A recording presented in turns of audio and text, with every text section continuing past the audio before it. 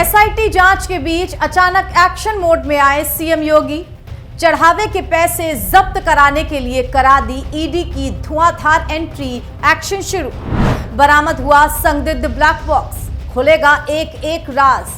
40 दिनों में 70 बार डाका डालने वाले सफेदपोश मगरमच्छ होंगे बेनकाब। टिन्नू यादव गैंग में मच गई भयंकर खलबली। अब होगा विदेशी करेंसी और मनी ट्रेल का मुकम्मल हिसाब। भक्तों के चढ़ावे के एक एक पैसे की होगी वसूली। नमस्कार, आप देखना शुरू कर चुके हैं कंटाप न्यूज। आपके साथ मैं हूं ऐश्वर्या। अयोध्या के भव्य और पावन राम मंदिर में श्रद्धालुओं के चढ़ावे और दान राशि पर डाका डालने वाले अधर्मी सिंडिकेट के खिलाफ उत्तर प्रदेश के मुख्यमंत्री योगी आदित्यनाथ ने एक ऐसा खौफनाक और ऐतिहासिक चक्रव्यूह रच दिया है जिसने लखनऊ से लेकर दिल्ली दरबार तक हड़कंप मचा दिया है। जो लोग ये सोच रहे थे कि रामलला के खजाने से करोड़ों रुपए की हेराफेरी करने वाले इस गैंग को महज कुछ दिनों के भीतर जेल भेजकर मामला रफा दफा कर दिया जाएगा, उनकी आंखें खोलने वाली खबर अब सामने आ चुकी है। मुख्यमंत्री योगी आदित्यनाथ की गठित स्पेशल इन्वेस्टिगेशन टीम यानी एसआईटी ने इस महाघोटाले की परत दर परत खोलकर एक बेहद संवेदनशील और मुकम्मल रिपोर्ट सीधे प्रधानमंत्री कार्यालय यानी पीएमओ को भेज दी है। लेकिन खेल सिर्फ यहीं पर खत्म नहीं हुआ है। इस मामले की गंभीरता को देखते हुए पर्दे के पीछे छिपी बड़ी राजनीतिक और प्रशासनिक मछलियों को पाताल से खींचकर बाहर निकालने के लिए सीएम योगी ने खुद प्रधानमंत्री नरेंद्र मोदी से सीधी बातचीत की है।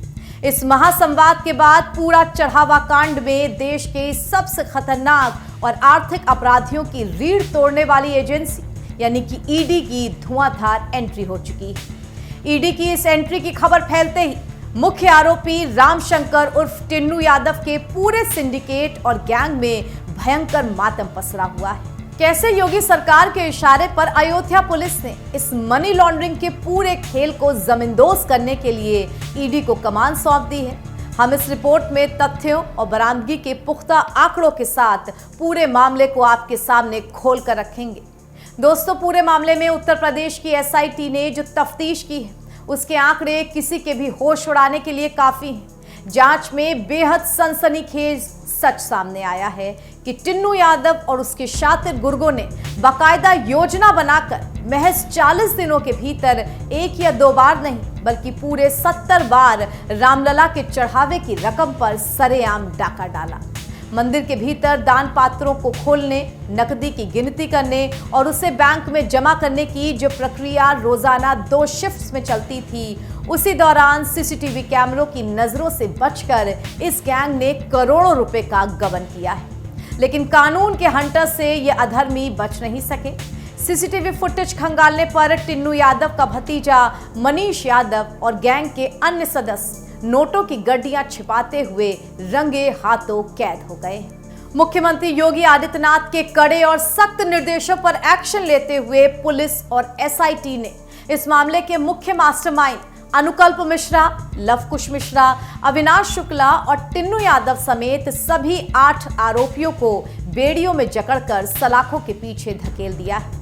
इन आरोपियों के घरों, रिश्तेदारों और ठिकानों पर जब ताबड़तोड़ छापेमारी की गई तो अलमारियों, बक्सों, पलंग और दीवारों को खंगालने पर तकरीबन 80 लाख रुपए की नकदी, साथ ही 1121 अमेरिकी डॉलर सहित भारी मात्रा में सोने चांदी के जेवरात बरामद किए गए।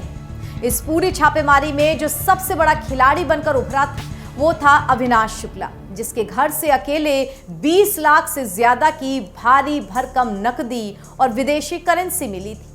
लेकिन कहानी में असली रोमांच और सस्पेंस तब पैदा हुआ जब इस धुआंधार छापेमारी के दौरान पुलिस के हाथ एक बेहद संदिग्ध और रहस्यमय बॉक्स लगा, जिसे जांच टीम ब्लैक बॉक्स मानकर चल रही है। इस संदिग्ध बक्से पर बाकायदा पेमेंट करने के लिए एक क्यूआर कोड बना हुआ था और उस पर बड़े अक्षरों में राम राज कोष लिखा हुआ था। इसके साथ ही 5 जून के सीसीटीवी फुटेज में दिखाई दिया कि एक संदिग्ध काला बैग भी पुलिस ने बरामद किया है, जिसके बाद आशंका है कि उसमें करोड़ों रुपए का कैश छिपाकर मंदिर परिसर के बाहर भेजा गया था। एसआईटी को अंदेशा है कि महज 18,000 से 20,000 रुपए महीने की मामूली सैलरी पाने वाले इन कर्मचारियों ने इस चोरी के पैसों से बड़ी बेईमानी कर बेनामी संपत्तियां, जमीनें और आलीशान प्रॉपर्टीज खरीदी। आरोपी लव कुश मिश्रा के घर से उसकी पत्नी के नाम पर खरीदी गई जमीन के कई पुख्ता दस्तावेज भी बरामद हो चुके हैं। गिरफ्तारी की भनक लगते ही मुख्य आरोपी टिन्नू यादव ने अपने मोबाइल को पूरी तरीके से फॉर्मेट कर सबूत मिटाने की आखिरी नाकाम कोशिश भी कर ली, जिससे अब फॉरेंसिक टीम रिकवर करने में जुटी हुई। इस पूरे सिंडिकेट का रसूख ऐसा था कि जो टिन्नू यादव कभी अयोध्या की सड़कों पर ऑटो और टेम्पो चलाया करता था, वो राम जन्मभूमि तीर्थ क्षेत्र ट्रस्ट के पूर्व महासचिव चंपत राय का बेहद खास ड्राइवर और राजदार बन बैठा। इसी रसूख की आड़ में उसे गुप्त कमरों और मुख्य तिजोरी की चाबियां तक हासिल हो गई। लेकिन जैसे ही योगी आदित्यनाथ का डंडा चला, ये पूरा रसूख मिट्टी में मिल गया। अदालत में इन सभी 8 आरोपियों को 14 दिनों की न्यायिक हिरासत में जेल भेज दिया गया है। इस महाघोटाले और सुरक्षा में हुई इतनी बड़ी लापरवाही का खामियाजा ट्रस्ट के बड़े चेहरों को भी भुगतना पड़ा है।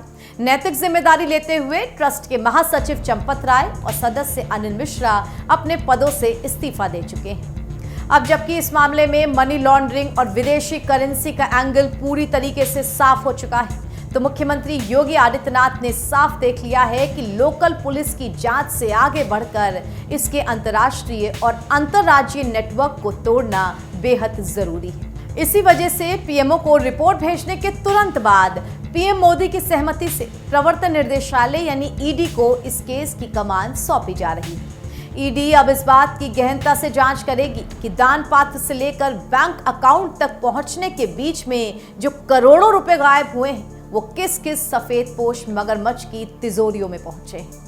अयोध्या पुलिस अब मंदिर ट्रस्ट के अन्य बड़े अधिकारियों से भी इन दागी कर्मचारियों की नियुक्ति और उनकी लचर निगरानी व्यवस्था को लेकर कड़े सवाल जवाब कर रही है। योगी सरकार ने साफ संदेश दे दिया है कि रामलला के खजाने पर बुरी नजर डालने वाले किसी भी पापी को, चाहे उसका रसूख कितना भी बड़ा क्यों ना हो, किसी भी कीमत पर बख्शा नहीं जाएगा। और ईडी की एंट्री के बाद इस पूरे गैंग की 7 पीढ़ियों की संपत्ति कुर्क होना अब बिल्कुल तय हो चुका है। सीएम योगी का ये कड़क और बेबाक एक्शन, चढ़ावा चोरों के खिलाफ एक महाअभियान और ईडी की एंट्री के बारे में दर्शकों आप क्या राय रखते हैं? आप अपनी राय हमसे कमेंट के रूप में जरूर साझा कीजिएगा। खबर अगर सच्ची और अच्छी लगी हो तो हमारा उत्साह बढ़ाने के लिए खबर को लाइक और शेयर जरूर करें। देश दुनिया की तमाम खबरों के लिए जुड़े रहें कंटाप न्यूज के साथ। नमस्कार।